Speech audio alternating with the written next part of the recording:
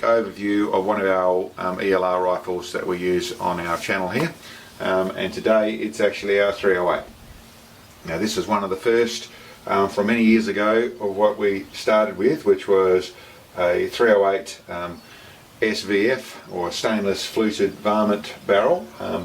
This came in a synthetic stock just as a Remington 700, and it still is. The action and the barrel are still stock.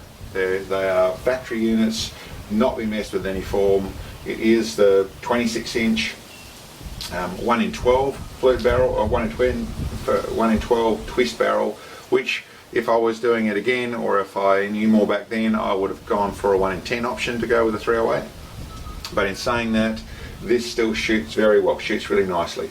I have shot it out several times out to 2,000 yards. It actually works. I'm using the 175 grain Berger long range boat tail bullet, and it shoots really nicely. It works really well. So I'll go through the build of the rifle as to what it is. I would say, as with all the rifles, all my long range rifles, it is shooting at a quarter MOA. If I do my job right, it'll get a little better, it'll get a little worse, but on average it'll be a quarter MOA is what this thing will hold down if I do my job properly. So the overview of the rifle. Essentially it is that factory barrel action of SVF 308 in the Remington 700. I have recently threaded the barrel. I fitted one of my muzzle brakes, so it's a custom version of one of my muzzle brakes. So it's actually been sized down a little bit, not so much of an ask of controlling my blast from the ground. So this is slightly narrower. It only needs to be a 2-port. I went with a 3-port as I like the look of them on this sort of combination, but that's what's on the front there. We go back into it. It's mounted in the hybrid stock, or GRS Hybrid stock, which has worked nicely for us. I've modified the stock a little bit.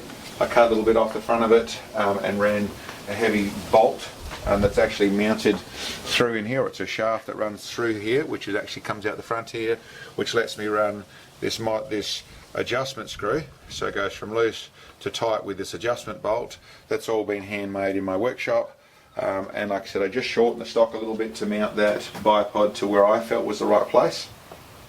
This is actually an RPS bipod, so they are a Swedish company, I think, but essentially over from that neck of the woods in Europe, that build these bipods. I've made some little mods there. I also put some rubbers in the feet, which dig in a little bit to the dirt, but also let it sit on benches and things without cutting stuff up. I don't really shoot off the bench, but even for just working around home and that sort of stuff, and being this type of rifle it is, I made these little rubbers in and make it work for me. That's the bipod, modified stock. We come back into here. Trigger wise, I did shoot with the factory, and I shot at 2,000 yards with the factory trigger, just adjusted what they came with.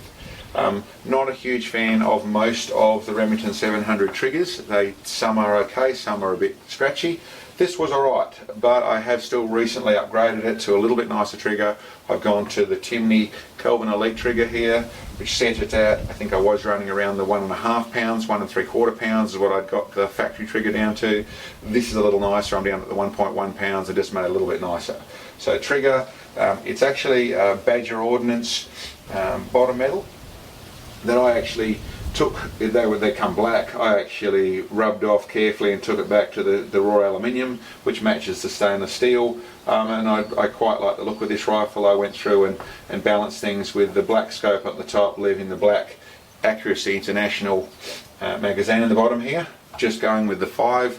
A little bit looks, but I do tend to, with all my rifles, as much as I set them up to run magazines, I tend to like to single load. The reason I like to single load is that the moment you're shooting more than 5 shots or 10 shots, you are just loading your magazine again anyway, so you're not saving so much time in a setup position. I tend to like the way that single loading doesn't damage your brass. When you run it through a magazine, there's brass dragging over the top of each other. When you're single loading, you just put it in, you shoot it, you pull it out, you put it back in the box. It's not as hard on your brass. So a silly little thing, but one of the things I do. What I've done, a little bit of nostalgia, I suppose. I really like the natural look, that funny knurled knob that a Remington 700 has. So I haven't brought myself to actually taking that down and screwing on a proper bolt knob. but I find for a larger one, these bolt-on KGR, I think the brand is, bolt knobs, or KRG, sorry, which actually work. Not quite as nice as a proper bolt knob, but still they work, they do the job, and I get to keep the factory Remington 700 bolt hiding under there, so like a little bit of nostalgia. It's something I like the look of, but I prefer to use the larger bolt knob.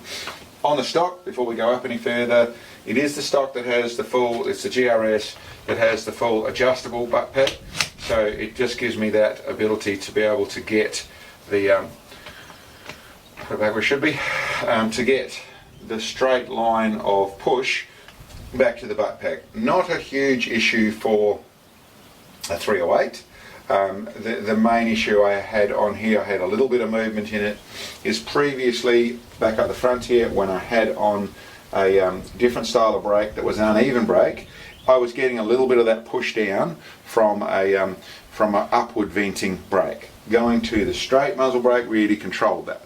But overall, this rifle is set up and shoots really well. It's glass bedded, which I've gone through and done the glass bedding on this stock, so it's all in there properly on that score. Shoots really well, and it is just the 308, so not a lot of push, but shoots really nicely. Last bit to go through with is I'm actually running a 30 MOA NightForce rail with a 20 MOA NightForce ultralite unimount to stick in this. It's a 50mm, so it's a I think these are 5.5 to 22 by 50 NSX NightForce scope running in MOA with MOA reticle, MOA turrets.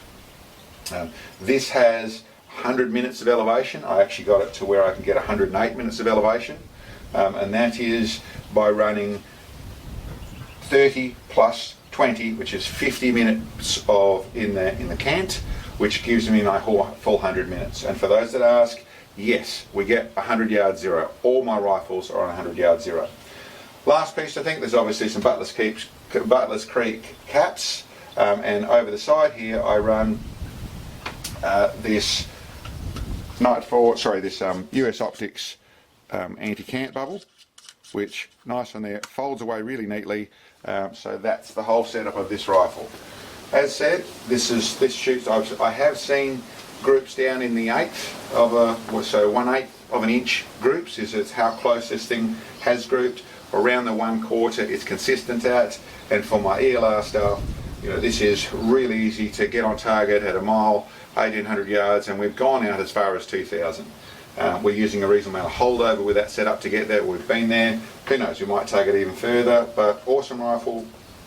Really the first one I went very far with it all. It was in the long range stuff, I actually started with the 243. This was closely followed behind, and I did more with this 308. So ammo wise, I'm running the 175 grain, as mentioned, the 175 grain Berger long range bullet. It does stabilise in this 1 and 12, and I've found super consistent. You know, this setup, the data I've got with it, I think I got a video in through there where my first shot at 2000 yards missed the 24-inch plate by about 12 inches. First shot, moderate wind, that's the sort of data and the sort of consistency I'm getting out of this thing. Anyway, that's an overview of our 308.